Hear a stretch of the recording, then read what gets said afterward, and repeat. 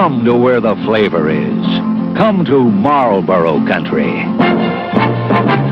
Pendant des décennies, fumer a été présenté comme moderne, libérateur, parfois même sain.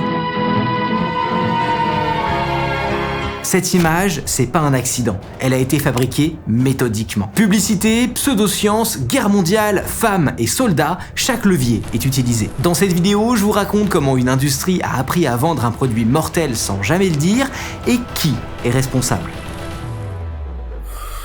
Dans les Amériques, bien avant les conquêtes et la colonisation, le tabac occupe déjà une place importante. Il ne circule pas tant comme un produit commercial, mais il accompagne les cérémonies et peut être offert dans des rites traditionnels. Selon les lieux et les contextes, on peut le fumer ou le mâcher, et il entre aussi dans des pratiques de soins, notamment contre certains parasites, en application sur des plaies ou pour soulager certaines douleurs. Une curiosité exotique qui va pas tarder à arriver en Europe. En 1492, lors du premier voyage de Christophe Colomb, des membres de l'expédition découvrent le tabac dans les Caraïbes sous forme de feuilles roulées que l'on fume. En 1493, des graines et des feuilles repartent vers l'Europe comme curiosité botanique. À ce stade, le tabac est une petite curiosité exotique que l'on essaye en société. Au XVIe siècle, la diffusion passe par des récits écrits. En 1556, André Thévet, un moine voyageur originaire d'Angoulême, revient d'un séjour au Brésil avec du tabac. Alors appelé du pétain, le moine parvient à en cultiver dans sa région. Il décrit la plante dans des textes qu'il publie à la fin des années 1550. Encore à cette époque, on plante le tabac par curiosité, on en teste l'usage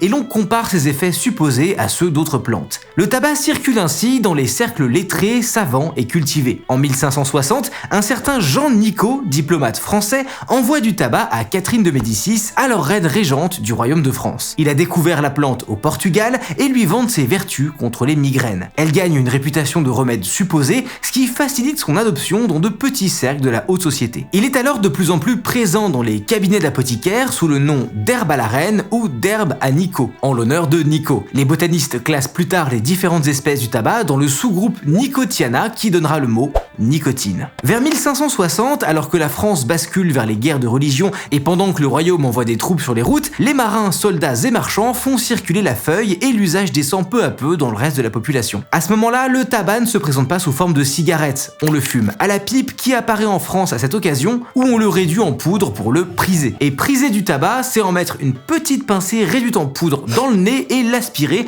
pour prendre un petit boost de nicotine sans le fumer. Comme quoi les êtres humains se foutent toujours des trucs dans le nez, c'est pas nouveau. La prise en poudre s'installe dans les routines des milieux aisés parce qu'elle est perçue comme propre et plus compatible avec les salons. La pipe, elle, se diffuse plus largement dans le reste de la population parce qu'elle coûte moins cher et s'adapte aux pauses de travail et à la vie de caserne militaire. À partir de la fin du XVIe siècle, la diffusion devient plus rapide. Elle prendra finalement la voie d'un commerce plus structuré en suivant des réseaux commerciaux et diplomatiques déjà en place. Les marchands l'importent, les diplomates l'offrent, les militaires le partagent et en quelques décennies, le tabac s'installe dans le quotidien des élites européennes. Dans le même mouvement, le tabac s'implante aussi au Proche-Orient et en Asie via les routes commerciales. L'Europe ne fait pas que consommer, elle réexporte aussi et participe à la diffusion vers d'autres régions. Au début du XVIIe siècle, quand les empires coloniaux s'organisent et que le commerce atlantique s'intensifie, le tabac cesse d'être une rareté pour devenir un produit du quotidien. L'Église réagit à cette nouvelle place que prend le tabac dans la vie des fidèles. La pratique est jugée vulgaire, voire moralement suspecte. D'autant plus quand le tabac entre dans les lieux de culte. La fumée, la poudre à priser et les crachats du tabac à chiquer sont alors jugés incompatibles avec la propreté et le respect des lieux rituels. Le 30 janvier 1642, le pape Urbain VIII, qui a un nom de rappeur, rend l'usage du tabac dans les lieux sacrés passible d'excommunication. Les États, eux, cherchent à contrôler et à taxer le produit. En 1621, en France, Richelieu met en place une taxe sur le tabac. À ce moment-là, l'objectif, c'est pas de faire reculer l'usage comme l'Église, mais de mettre la main sur un produit qui circule et d'en faire une recette fiscale. L'État comprend qu'un usage répandu peut devenir une source de revenus réguliers. En Angleterre, le tabac est déjà taxé depuis le début du XVIe siècle. En Russie, depuis qu'une pipe mal éteinte aurait suffi à déclencher l'incendie d'un quartier,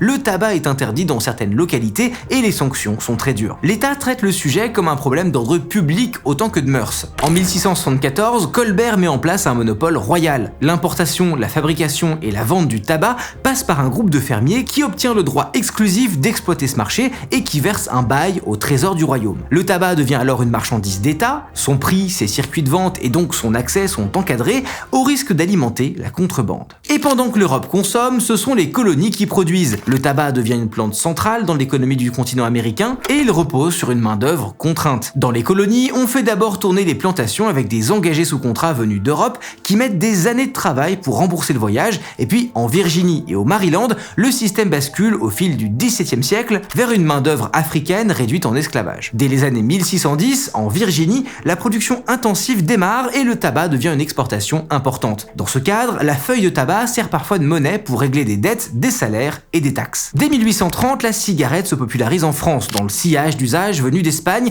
et elle colle aux rythmes urbains parce qu'elle est rapide à consommer et facile à transporter. En 1845, la manufacture de tabac de l'État en France commence à en produire, signe que l'objet est assez installé pour entrer dans une logique régulière de marché. Le basculement décisif vient ensuite dans le contexte de la seconde révolution industrielle. En 1880, James Albert Bonsack met au point une machine à fabriquer des cigarettes. La cadence augmente, les prix baissent et forcément la production explose. En atelier, un excellent rouleur peut fabriquer environ 3000 cigarettes en 10 heures. Mais la machine de Bonsack, elle sort environ 200 cigarettes par minute, soit autour de 120 000 en 10 heures. C'est presque autant que tes potes à l'époque de la fac. À partir de là, la cigarette devient un produit standardisé, identique d'un lot à un autre et entre dans une logique industrielle de masse. Aux États-Unis, vers 1885, les industriels adoptent la machine et le business changera pour toujours. À partir de là, la bataille de qui peut inonder le marché est lancée. C'est à celui qui pourra livrer partout, ne jamais être en rupture et prendre la place sur les comptoirs des vendeurs. En 1890, cette logique se cristallise avec la création de l'American Tobacco Company,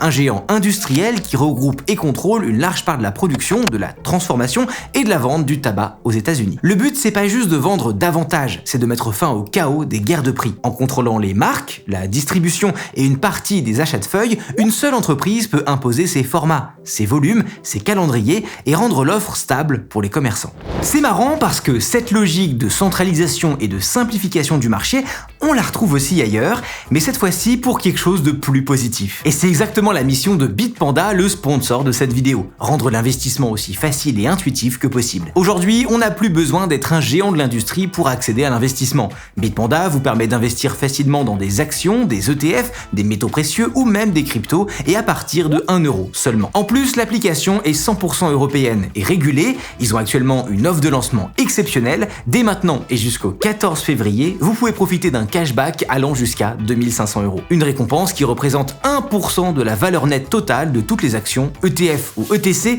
achetées sur Bitpanda ou transférées à partir d'autres sociétés de crédit de l'UE ou de Suisse. La condition pour y avoir droit, c'est simplement de faire partie des 25 000 premiers participants et d'avoir transféré ou acheté plus de 1000 € d'actions ou d'ETF avant la date butoir. Et ça, c'est un beau cadeau de Saint-Valentin durable, bien mieux qu'un bouquet qui va fader dans 3 jours, ou c'est peut-être que moi. Inscrivez-vous sur Bitpanda avec mon lien en description pour participer. Merci à eux pour leur soutien et nous, on retourne à notre histoire. À la fin du 19e siècle, un détail d'emballage se transforme en outil marketing. Des fabricants glissent des cartes dans les paquets, alors au départ pour rigidifier l'emballage et éviter d'écraser les cigarettes pendant le transport, mais très vite, ces cartes, elles vont devenir des images à collectionner, ce qui va changer la nature de l'achat. Le geste de fumer s'accompagne d'un geste de collection, parce qu'un paquet ne donne pas seulement des cigarettes, il donne aussi l'espoir de compléter une série. Les acheteurs vont donc naturellement revenir au même produit, plutôt que d'en essayer un autre d'une autre marque. Cette logique, elle contribue à faire du paquet un objet social visible. Il se sort, il se pose sur une table, il circule entre collègues et amis, et il rend la consommation observable au quotidien. L'industrie comprend alors que la cigarette peut s'inscrire dans une logique d'identité. La dépendance à la nicotine n'explique pas le succès du tabac à elle seule. Le corps se débarrasse de ses effets addictifs sous 3 à 10 jours. En réalité, c'est l'environnement de consommation qui est organisé pour rendre le geste normal, fréquent et facile. D'ailleurs, petit aparté, mais si cette information vous donne envie d'arrêter de fumer ou de réessayer d'arrêter de fumer, on vous met des ressources pour vous aider en description. Au début du XXe siècle, cette industrie déjà structurée cherche à s'étendre au-delà du marché américain. En 1902, la création de British American Tobacco s'inscrit dans une logique d'expansion internationale et de partage de marché. Elle naît d'un accord entre l'American Tobacco Company et le Britannic Imperial Tobacco. Les deux groupes vont cesser de s'affronter hors de leur territoire respectif et créer une entité commune chargée d'exploiter tous les marchés extérieurs aux États-Unis et au Royaume-Uni. L'objectif, il est très simple. Éviter une guerre commerciale permanente, stabiliser les prix et organiser une domination industrielle à l'échelle mondiale. La cigarette devient alors un produit qui s'exporte à grande échelle. Cette montée en puissance attire aussi une réaction politique, parce qu'un secteur très concentré finit par ressembler à un monopole. En 1911, la Cour suprême des États-Unis ordonne le démantèlement de l'American Tobacco Company. Et oui, parce qu'à ce moment-là, on a changé d'époque. Fini le mercantilisme dont on parlait plus tôt, où l'État organise favoriser le commerce pour capter des recettes, au tournant du XXe siècle, la logique dominante globale devient plus libérale. On laisse les entreprises se battre, mais les États se réservent un rôle d'arbitre. Il ne se contente plus de taxer, il peut intervenir pour limiter la concentration, protéger la concurrence et empêcher qu'une seule entreprise prenne trop de pouvoir sur un marché. La Première Guerre mondiale assoit définitivement la normalisation de la cigarette en Europe. Dès le début du conflit, des compagnies de tabac participent activement à l'effort de guerre en fournissant gratuitement des cigarettes que l'armée met dans les rations des soldats. Mais ces dons, ils sont évidemment pas neutres, parce qu'ils vont habituer une génération entière de jeunes hommes à une marque, à un geste, à un produit, dans un contexte de stress extrême où la cigarette devient un soutien moral. Pour les soldats qui ont la chance de rentrer du front, l'habitude se prolonge et dure toute leur vie. À leur retour, ils diffusent la cigarette autour d'eux, et c'est toute une génération qui se met à fumer. La cigarette est présente dans les cafés, les lieux de travail et les transports. Dans les années 1920 et 1930, la publicité ne se contente plus de présenter un seul produit. Pour la première fois, elle vient découper le public et le range dans des tiroirs sociaux. Il y a d'abord les marques grand public, qui visent large, plutôt masculine et populaire, avec par exemple la cigarette Camel. L'imaginaire, c'est le quotidien, le paquet qu'on sort sans y penser, celui des ouvriers, des employés, des hommes ordinaires. À côté, d'autres jouent l'idée de confort et de douceur comme Old Gold, avec des promesses du style « ça fait pas tousser ». Et donc un public qui veut se rassurer, se dire que ça passe mieux. Et puis il y a les marques qui prennent une niche précise. Certaines se veulent plus classe par le marketing, souvent autour des cigarettes dites turques ou égyptiennes. Le paquet, il ne vend pas juste du tabac, il vend du luxe, de l'exotisme et de la distinction. On est donc sur une consommation qui se veut plus haut de gamme. Lucky Strike, de leur côté, s'adresse aux femmes à la fin des années 1920 en liant la cigarette à une idée simple de contrôle du poids et de la silhouette en fabriquant un profil féminin moderne. Malgré tout, la consommation féminine reste discrète dans le quotidien. Le geste reste perçu comme vulgaire et masculin. Fumer se fait dans le privé et loin des regards. À l'époque, fumer en public reste socialement risqué pour une femme, surtout dans les milieux respectables. Le 31 mars 1929, à New York, un petit groupe de femmes allume des cigarettes en pleine parade de Pâques sur la 5e avenue en signe de revendication d'égalité des genres. Elle ne les appelle pas cigarettes, elle les appelle les Torches of Freedom. America! Le message est simple, si les hommes peuvent fumer dehors, alors les femmes aussi. La presse relaie la scène comme un signe d'émancipation féminine. Et c'est un heureux hasard pour l'industrie du tabac de devenir soudainement un symbole de liberté. Bon alors évidemment, la réalité est bien moins poétique que ça. L'industrie du tabac cherche un moyen de transformer un interdit social en image acceptable pour élargir le marché aux femmes. La consommation féminine existe, mais elle est freinée par l'image que donne la cigarette aux femmes. Il faut la normaliser dans l'espace public, en retournant un interdit social en geste moderne et défendable. George Washington Hill, le patron d'American Tobacco, fait appel au publicitaire Edwards Bernay pour fabriquer une scène qui a l'air d'un geste spontané, mais qui est en réalité pensée pour la presse. Bernay, pionnier des relations publiques, conçoit la publicité comme un outil pour manipuler les désirs et les symboles sociaux. Il se contente pas de vendre un produit, il fabrique délibérément un récit destiné à orienter l'opinion. Et le type, c'est un peu un génie du marketing. Regardez, si je vous dis petit déjeuner américain, à quoi est-ce que vous pensez? Du bacon. Et figurez-vous que c'est lui qui a inventé cette association. Dans les années 20, dans une campagne de pub pour la Beech Nut Packing Company, une entreprise agroalimentaire américaine, il demande à des scientifiques d'encourager sa consommation dès le début de la journée. Pour la cigarette, quand Bernay fait le choix d'inventer cette parade publique, c'est pas innocent. C'est un événement mondain, photogénique et parfait pour créer des images qui circulent. Un petit groupe est recruté, le moment où les cigarettes s'allument est chronométré et des journalistes sont prévenus. La porte-parole du mouvement des Torch for Freedom, Bertha Hunt, est liée à l'agence de Barney et la formule Torches of Freedom, ou cigarette de la liberté, a été écrite en cabinet par des auteurs et est toute prête à être prise. Le lendemain, plusieurs journaux relaient l'histoire comme un symbole d'émancipation féminine, c'est gagné. La Seconde Guerre mondiale accélère, comme l'a fait la Première, la diffusion par la circulation de masse dans les rations des soldats. Juste après la guerre, entre 1945 et 1948, dans une Europe de pénurie, la cigarette devient un bien d'échange recherché. À Berlin, elle finit par servir de monnaie sur les marchés noirs parce qu'elle se conserve bien, se transporte facilement et peut servir à rendre la monnaie parce que tout le monde en consomme. Les cigarettes américaines sont particulièrement recherchées au point d'être surnommées amis et leur valeur peut monter très haut. Même les restes de tabac dans les mégots peuvent faire office de petite monnaie. À mesure que l'économie se stabilise, la cigarette redevient progressivement un produit de consommation du quotidien. Mais revenons à la pub. Celle-ci commence à inventer tout un langage volontairement technique. On met en avant un procédé qui sonne scientifique, comme si la cigarette était un produit d'ingénierie. À ce moment-là de l'histoire, on est loin d'imaginer la nocivité du tabac pour l'organisme. Le seul point santé qui est relevé par la société civile, c'est que quelqu'un qui fume beaucoup ou qui fume longtemps temps, c'est quelqu'un qui tousse. Et au lieu de freiner la consommation, ça va devenir le sujet au cœur du marketing pour les compagnies de tabac. Dorénavant, la croyance populaire, c'est qu'un bon tabac, c'est un tabac qui ne fait pas tousser. Bien avant les années 30, depuis 1917, Lucky Strike pousse déjà son slogan « It's toasted », en suggérant que le toastage du tabac rendrait la fumée moins agressive. Une promesse infondée, mais très efficace pour se démarquer. Et c'est cette recherche de tabac moins agressif et sans tout qui va faire émerger le filtre. Il existe déjà sous diverses formes et avait d'abord été pensé pour le confort et la propreté du geste de fumer. C'est tout bête, mais le filtre évite avant tout de se mettre du tabac plein la bouche et des taches de nicotine sur les dents. Mais malgré une légère augmentation de sa consommation dans les années 30, les cigarettes filtrées restent longtemps un produit de niche. Il faudra encore attendre pour que le filtre devienne un standard. Dans les années 1940, Camel lance son concept de T-zone. Selon la marque, une seule zone du corps décide si une cigarette est bonne pour la santé, celle de la bouche et de la gorge. Ils donnent à leur publicité des allures de schéma scientifique et dessinent un T sur le visage des fumeurs. Alors pour ceux qui nous écoutent en podcast, ils dessinent en gros une large barre englobant les joues avec une tige qui descend sur la gorge. Et d'ailleurs, vous êtes plus de 100 000 par mois à nous écouter en podcast, on est disponible sur toutes les bonnes plateformes, les liens sont en description. Au-delà du schéma, Camel invite les consommateurs à être eux-mêmes leurs propres scientifiques en faisant un test. Fumer uniquement des Camel pendant 30 jours. Si la bouche et la gorge restent confortables, c'est censé prouver que les Camel sont plus douces que les autres cigarettes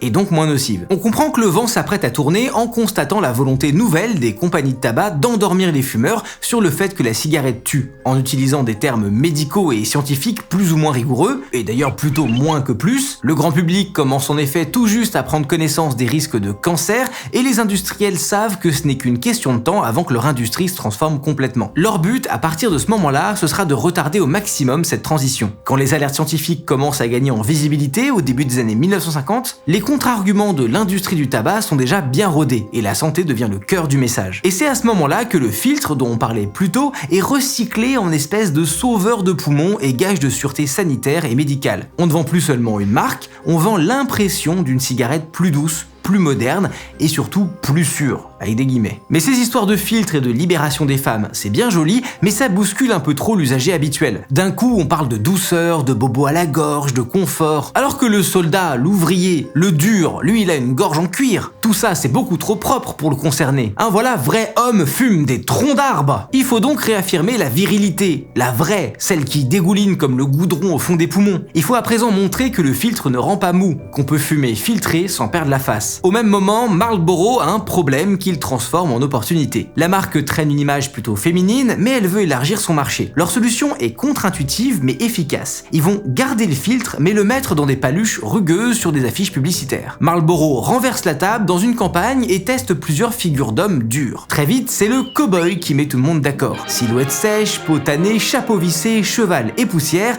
le Marlboro Man est né. Come to where the flavor is. Come to Marlboro Country.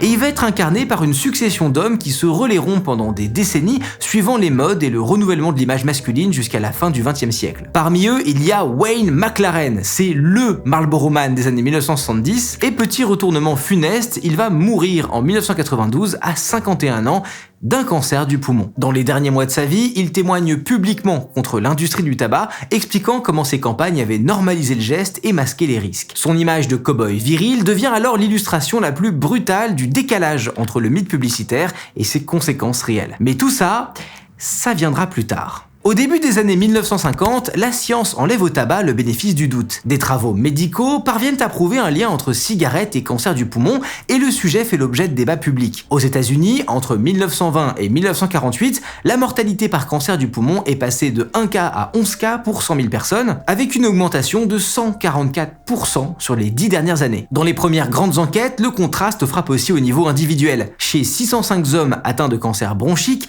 98,7 étaient fumeurs. L'industrie comprend alors que son produit chouchou est en danger. Mais les cigarettiers choisissent une réponse qui ne consiste pas à admettre le problème, ils ne nient pas de façon frontale, mais cherchent à maintenir l'incertitude. Et c'est cette incertitude qui va protéger leur vente. Le 4 janvier 1954, 4 grands groupes de tabac américains, Philip Morris, R.J. Reynolds, Brown & Williamson et Lorillard, s'adressent aux fumeurs en publiant une annonce dans plus de 400 journaux. L'article s'intitule « A Frank Statement to Cigarette Smokers » ou en français, une déclaration honnête aux aux fumeurs de cigarettes. Ils y reconnaissent qu'il existe des inquiétudes, mais affirment que le lien avec le cancer reste non établi de façon définitive. Ils promettent de soutenir une recherche financée par l'industrie et présentent cette démarche comme une preuve de responsabilité. Cette position ne prouve rien et retarde toute conclusion claire. Au début des années 60, de nouveaux rapports scientifiques tombent et sont unanimes.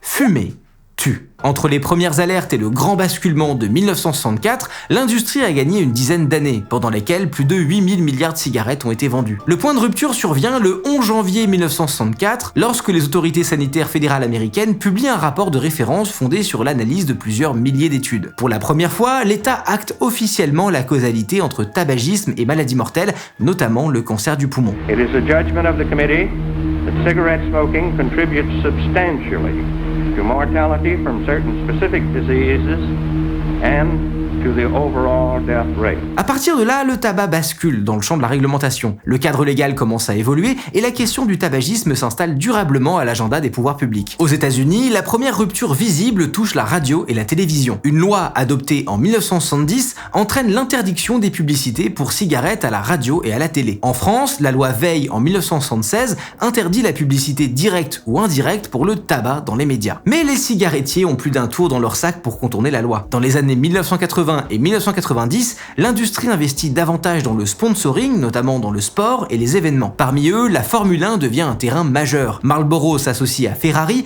au point où, pour une génération entière, la voiture rouge de Michael Schumacher est indissociable de la couleur du paquet de cigarettes Marlboro. Les marques de cigarettes cherchent aussi des univers qui attirent les plus jeunes. S'accaparer un nouveau marché est d'autant plus urgent pour l'industrie du tabac qu'elle tue prématurément près de la moitié de ses consommateurs. Il faut remplacer les cow-boys d'hier tombés sur l'autel du tabagisme par de jeunes consommateurs aux poumons neufs. En 1988, Camel glisse dans la controverse en dessinant sa mascotte, un chameau nommé Joe, comme un personnage de dessin animé. Et on peut dire que Joe, il est cool. Déjà parce qu'il porte des lunettes de soleil et une veste en cuir, mais surtout parce qu'il tient sa cigarette de manière nonchalante au coin des lèvres. Mais ce que fait aussi Joe, c'est chuchoter aux oreilles des enfants que, pour être aussi cool que lui, il faut s'en griller une le plus tôt possible. Des études montrent que les enfants reconnaissent Joe Camel presque aussi bien que des mascottes de jouets ou de fast-food. La question de l'attractivité pour les mineurs change alors le regard sur la publicité. Et elle remet en cause l'idée d'un choix éclairé. Dans les années qui suivent, le débat s'ouvre sur le tabagisme passif, parce qu'elle élargit le cercle des victimes potentielles. À chaque reproche avancé par la science et les chiffres d'études,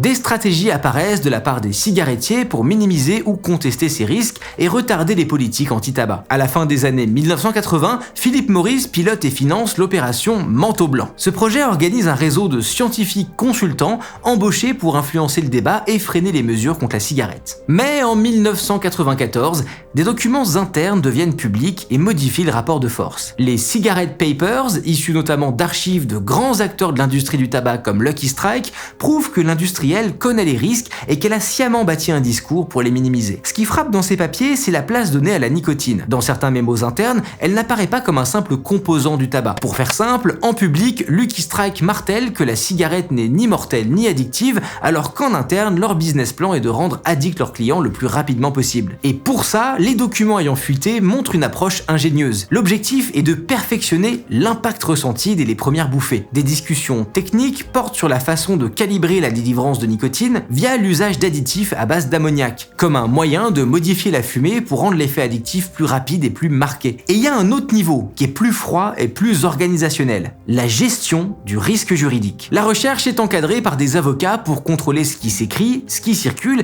et ce qui pourrait ressortir en justice. Au final, ces documents ne racontent pas seulement ce que les industriels savaient, ils racontent comment ils ont fabriqué le doute, comment ils ont entretenu l'addiction et comment la structure même de leur business plan s'appuyait sur elle. Le 14 avril 1994, les PDG de grands groupes dont Philip Morris, R.J. Reynolds ou encore Brown et Williamson témoignent sous serment au Congrès américain et ils affirment ne pas croire que la nicotine soit addictive. La scène marque parce qu'elle transforme une suspicion en moment politique.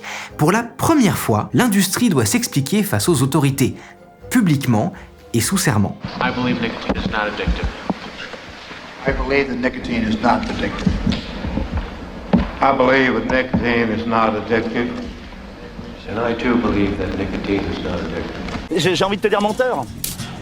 Menteur. À la fin des années 1990, plusieurs actions majeures viennent bouleverser l'équilibre du rapport de force entre États et industriels du tabac. 46 des 50 États américains imposent aux compagnies de tabac des versements annuels de plusieurs milliards de dollars pour compenser une partie des dépenses de santé liées à la cigarette et pour financer des programmes de prévention. Les États cherchent aussi à limiter les dernières pratiques promotionnelles et à exposer les méthodes de l'industrie. La Cour suprême décide que l'agence fédérale qui délivre les autorisations de commercialisation de biens de consommation, la FDA, n'a plus le pouvoir de contrôler les cigarettes comme elle contrôle le reste. Il faudra attendre 2006 pour qu'un tribunal statue sur la tromperie des compagnies de tabac concernant l'addiction et les risques qui y sont associés et leur impose de publier des messages correctifs directement dans les points de vente. Ça peut paraître pas grand chose, mais c'est une décision majeure dans l'histoire des industries modernes. Elle dégrade définitivement l'image de l'industrie des cigarettes parce qu'elle la force à reconnaître publiquement ce qu'elle niait jusque-là: fumer tue. L'Europe suit une trajectoire proche, avec des lois nationales complétées par des directives communes. En France, la loi E20 du 10 janvier 1991 resserre de nouveau la publicité et le parrainage et installe l'idée que le tabac ne relève plus d'un marché ordinaire. Au début des années 2000, l'État mise sur une hausse continue du prix du paquet pour décourager l'entrée dans le tabagisme et pousser à l'arrêt. Entre 2000 et 2025, le prix passe d'environ 3,20€ le paquet à 12,50€ au 1er janvier 2025. Sur la même période, la part de fumeurs quotidiens parmi les 18-75 ans passe de 30% en 2000 à environ 18%. Comme c'est un produit addictif, le marché du tabac ne se comporte pas comme les autres marchés. Alors si j'étais un économiste avec des petites lunettes et une petite cravate,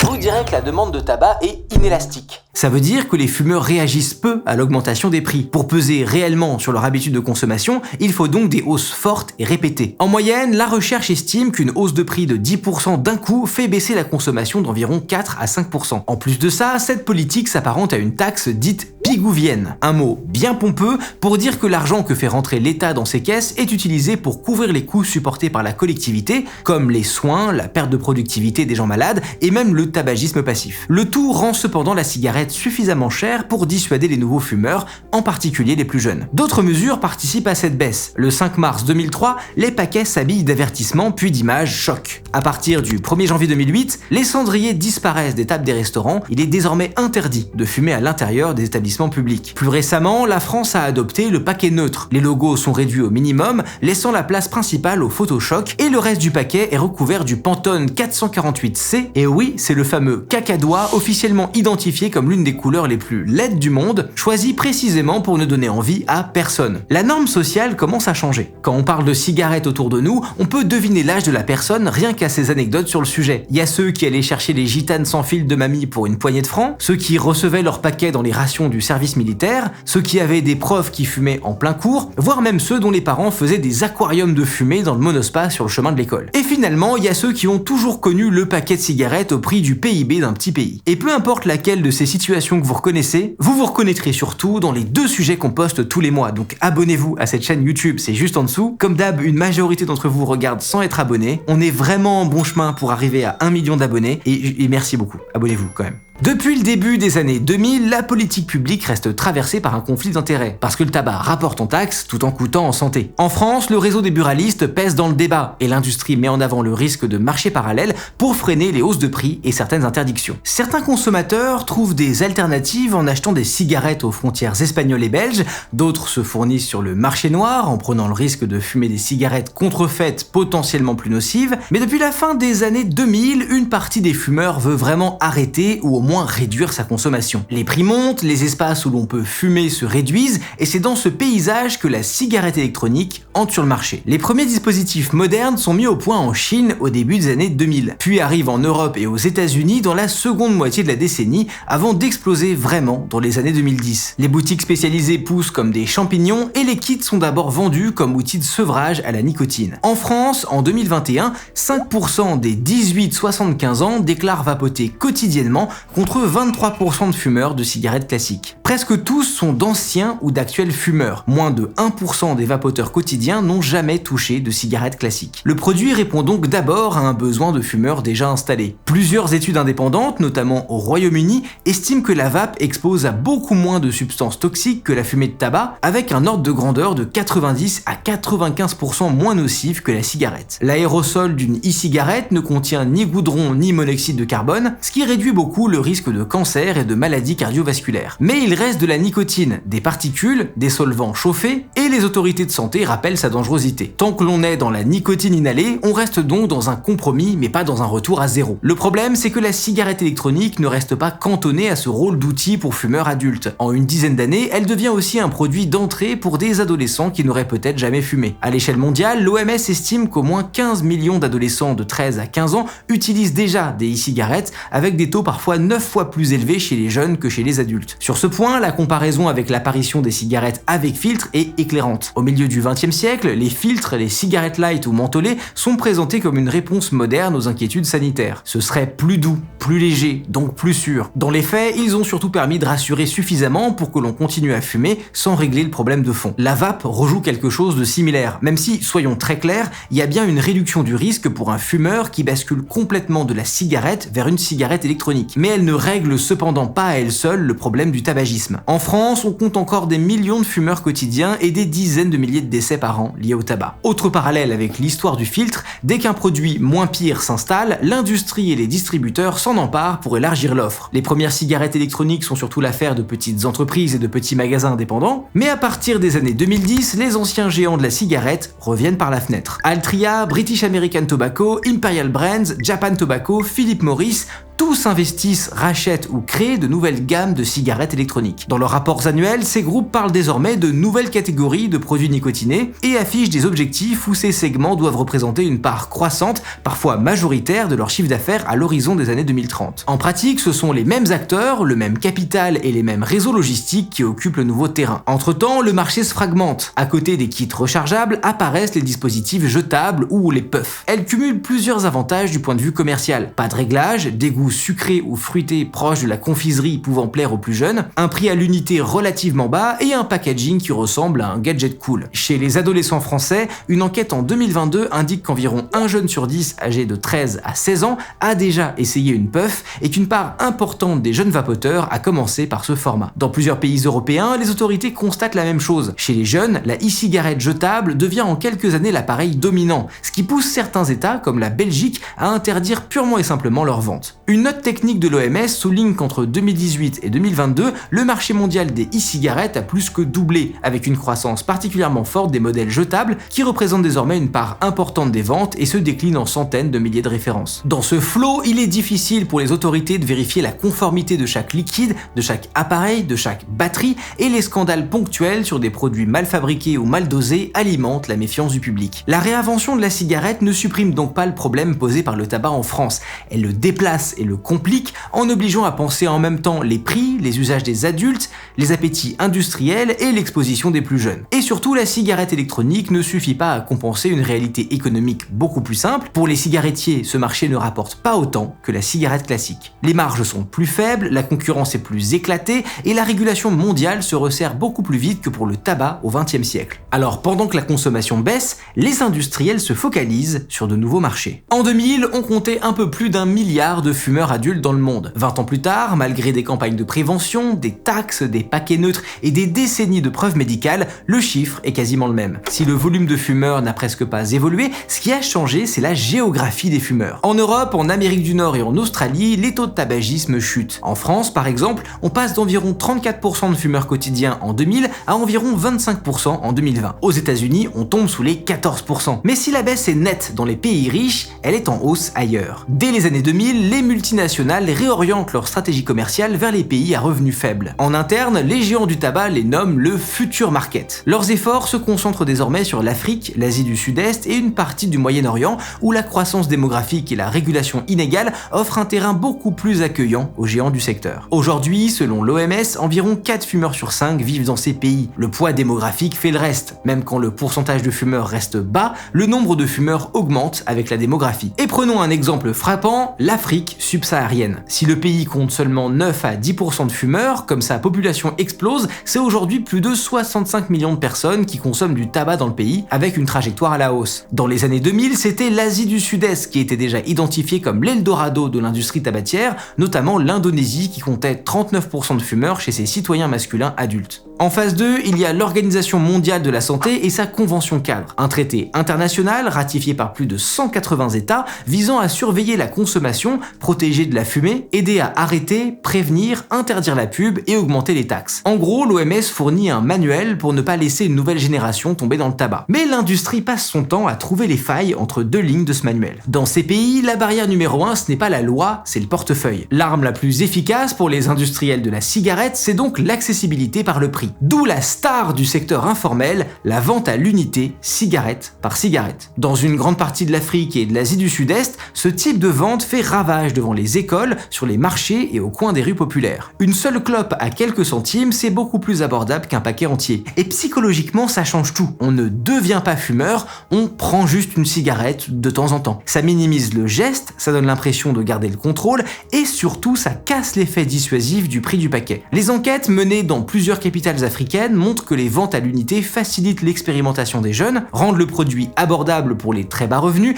et compliquent l'application des lois là où la pratique n'est pas interdite ou presque pas contrôlée. A l'inverse, en Europe et en France, la vente de cigarettes à l'unité est illégale, précisément parce qu'elle contourne la stratégie de prix élevée et des messages sanitaires. Ah, et dans le même registre, et accrochez-vous quand je vais vous dire ça, il faut que je vous parle des Kiddie Packs, les paquets de 10 cigarettes. Ils sont moins chers, plus discrets, mais surtout plus faciles à acheter pour un mineur ou un adulte à bas revenus. Si certains pays comme le Mali, le Kenya ou encore le Ghana continuent de vendre les paquets de 10 cigarettes, beaucoup les ont interdits car trop attractifs pour les jeunes. Malgré ça, en 2023-2024, une filiale de British American Tobacco au Pakistan a tenté d'obtenir l'autorisation de fabriquer à nouveau des paquets de 10, non pas pour le marché local, mais pour les exporter vers d'autres pays où ils sont encore autorisés comme le Soudan.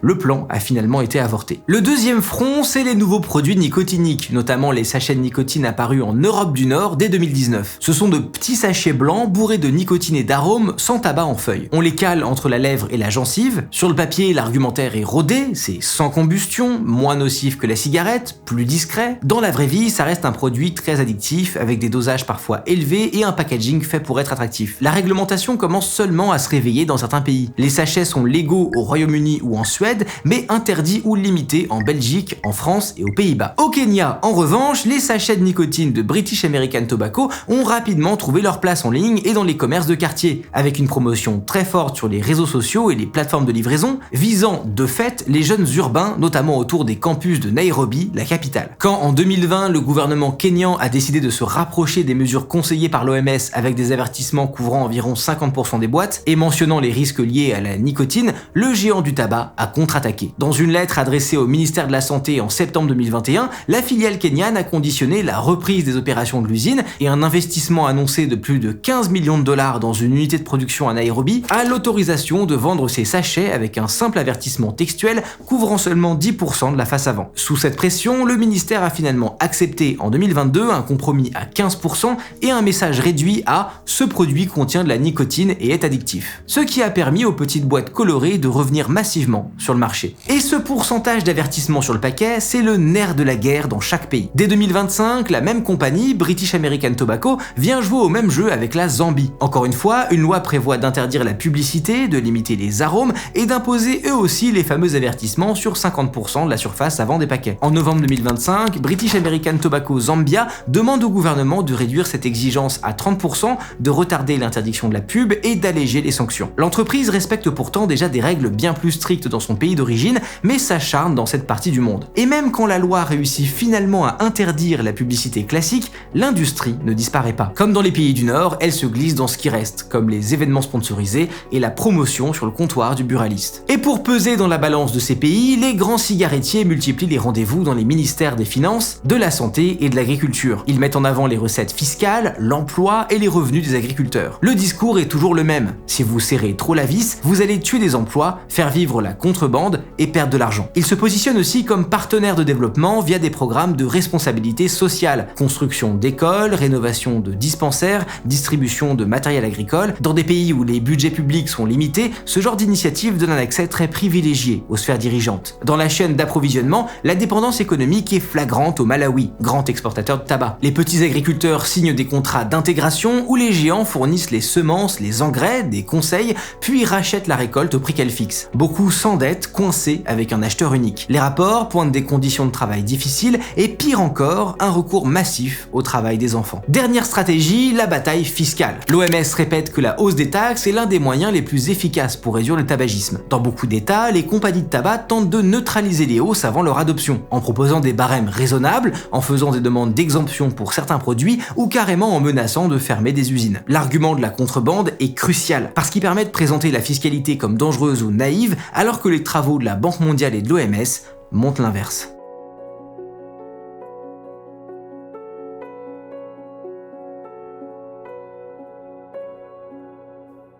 Et si cette vidéo vous a plu, allez voir celle sur Nestlé, le plus grand groupe alimentaire du monde, et ses affaires d'esclavagisme d'enfants, de ressources pillées, de déforestation et même de consommateurs morts.